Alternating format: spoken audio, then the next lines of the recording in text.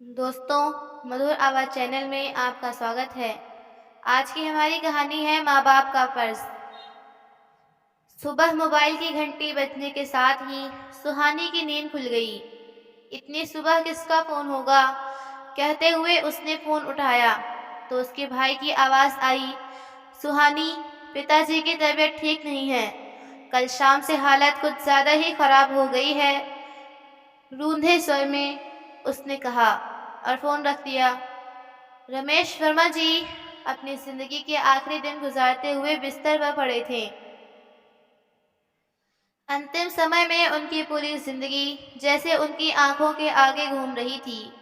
घर की गरीबी को देखते हुए कम उम्र में ही उन्होंने नौकरी करनी शुरू कर दी थी और फिर अपने कमाए थोड़े से पैसे लगाकर एक छोटा सा व्यापार शुरू किया। माता पिता के आशीर्वाद से उसमें सफलता मिलने लगी और फिर मालती के साथ उनकी शादी हुई। तो दोनों ने मिलकर माँ बाप की देखभाल के साथ बाकी की जिम्मेदारियां भी खूबी निभाई। पहले उनका बेटा सुबोध पैदा हुआ और उसके 3 वर्षों बाद बेटी सुहानी का जन्म हुआ। लेकिन रमेश जी का लगाव हमेशा अपनी बेटी से ही रहा। बेटे से पहले वह हमेशा अपनी बेटी को रखते। पढ़ाई में भी सुहानी बहुत अच्छी थी, जबकि सुबोध हमेशा औसत नंबरों से ही पास होता था। उसे नालायक कहकर पुकारना पिता की आदत सी बन गई थी। बड़ी होकर सुहानी ने इंजीनियरिंग की पढ़ाई की और अपने पैरों पर खड़ी हो गई, जबकि सुबोध ने पिता का बिजनेस आगे बढ़ाया। माँ बाप ने बेटी को ससुराल विदा किया और बहू लेकर आई तो ऐसा लगा मानो गंगा नहा बैठे। समय अपनी रफ्तार से चलता रहा। करीब 3 वर्ष पहले उनकी पत्नी मालती उनका साथ छोड़कर स्वर्ग सिधार गई। सारी पुरानी यादें उनकी आंखों के सामने किसी चलचित्र की तरह घूमती जा रही थीं। उनकी आंखों में नमी बरकरार थी। रमेश जी की हालत खराब जान उनके कुछ करीबी रिश्तेदार भी उनका हालचाल जानने आ गए थे। सामने दीवार पर टंगी घड़ी शाम के 4 बज रहे थे। बेटा, बहू और सभी रिश्तेदार उनके आसपास चिंतित हुए बैठे थे। पूरा घर में सन्नाटा सन्नाटा सा परसा हुआ था कि एक सुई भी गिरती तो उसकी भी आवाज आती। आसपास पसरी खामोशी से रिश्तेदार ऊबने लगे थे। तभी अचानक एक बड़ी सी गाड़ी उनके घर के बाहर आकर रुकी और रमेश जी की बेटी सुहानी और उनका दामाद उस गाड़ी से निकलकर जल्दी से घर के अंदर पहुंचे। बेटा, बहू, पोता पोती और सगे संबंधी उनके बिस्तर के इर्द गिर्द ही बैठे थे। सुहानी और उसके पिता पति के आने के साथ ही कमरे में अचानक चहल पहल शुरू हो गई। उसी का तो इंतजार था सभी लोगों को। बेटी को देखते ही रमेश जी की आंखों में एक चमक आ गई। आते ही सुहानी रोते हुए अपने पिता से लिपट गई तो दामाद ने भी पैर छूकर ससुर जी को प्रणाम किया। इस समय वकील साहब कमरे के अंदर आ गए। सभी रिश्तेदारों की नजर उन पर ही टिकी हुई थी। वकील साहब ने वसीयत पढ़नी शुरू की। मैं रमेश वर्मा अपना यह मकान अपने बेटे बहू के नाम पर करता हूँ और मेरी दुकान और व्यवसाय भी केवल मेरे बेटे का ही हक होगा। मेरे बैंक अकाउंट में मेरे जितने भी संपत्ति है उसका आधा हिस्सा मेरे बेटे बहू का होगा। उसमें से 1/4 हिस्सा मेरे पोता पोती का और 1/4 हिस्सा मैं अपनी बेटी सुहानी को देता हूँ।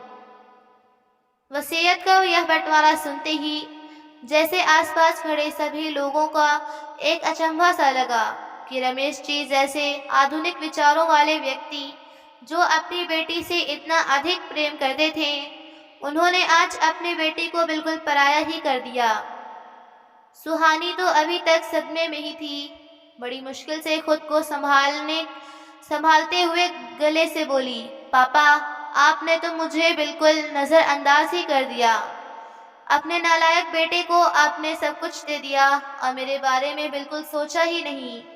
मैंने हमेशा इस समाज में आपका सिर ऊंचा किया और आपने मुझे ही पराया कर दिया। आप शायद भूल रहे हैं पापा, हमारा कानून बेटा और बेटी को माँ बाप की संपत्ति में एक समान अधिकार देता है।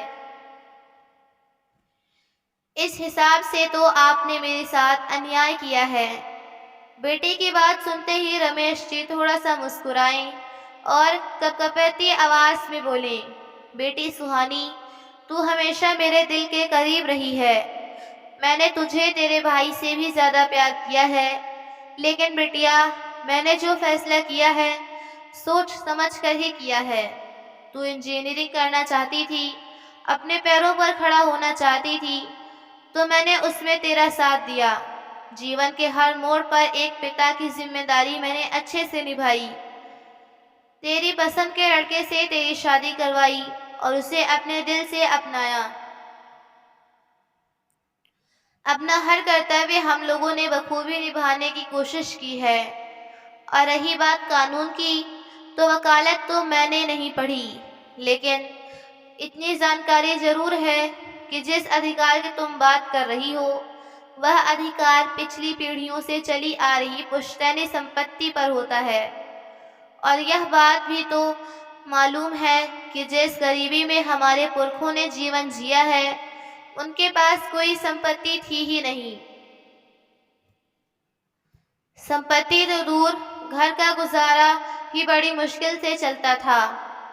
आज मेरी संपत्ति बांटने का हक सिर्फ मेरा है, और संपत्ति के इस बंटवारे के पीछे एक बहुत बड़ा कारण है। बेटी, जब तक तेरी माँ जिंदा थी, तेरे भाई भाभी ने हम दोनों की खूब सेवा की। 3 वर्ष हो गए तुम्हारी माँ को गुजरे हुए, लेकिन तेरे भाई भाभी ने कभी मुझे किसी चीज की कमी नहीं आने दी। जरूरत से ज्यादा ख्याल रखा। 1 वर्ष से मैं बिस्तर पर पड़ा हूँ। तेरी भाभी ने पौष्टिक खाना बनाकर खिलाने से लेकर मेरे गंदे कपड़े धोने तक के सारे काम दौड़ दौड़ कर किए हैं। चाहती तो मेरी बहू आजकल की लड़कियों की तरह अपनी जिम्मेदारी से पल्ला झाड़ सकती थी।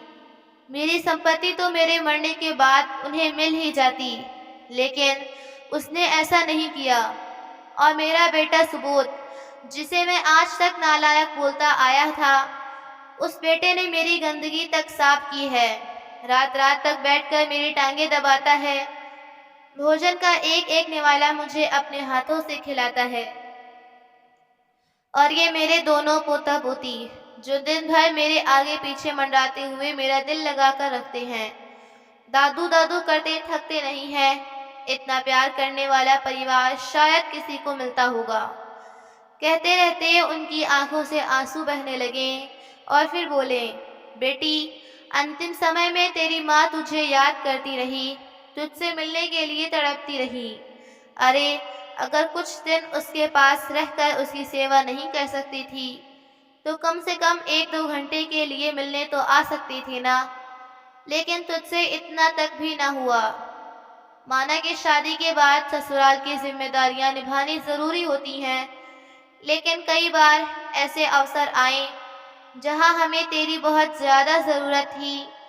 तेरी भाभी अकेली पड़ जाती थी। कई बार तुझे बुलावे भेजे, लेकिन तू बुलाने से भी नहीं आई। अपनी मरती हुई माँ से मिलने से ज्यादा जरूरी तुझे विदेश घूमना लग रहा था। कहते कहते रमेश जी की सांस उखड़ने लगी। फिर बड़ी मुश्किल से केवल इतना ही बोल पाई, मेरी केवल यही ही दुआ है कि मेरे बच्चे हमेशा सुखी रहें। ऐसा कहते हुए उन्होंने अपने दोनों हाथ उठाकर उन सबकी ओर देखते हुए आशीर्वाद दिया और हमेशा हमेशा के लिए परलोक सिधार गए। लेकिन जाते जाते दुनिया वालों के सामने एक मिसाल पेश कर गए और यह संदेश देकर गए कि अधिकार जताने से पहले फर्ज निभाना जरूरी होता है। दोस्तों, आपको हमारी कहानी कैसी लगी कमेंट में जरूर बताएं।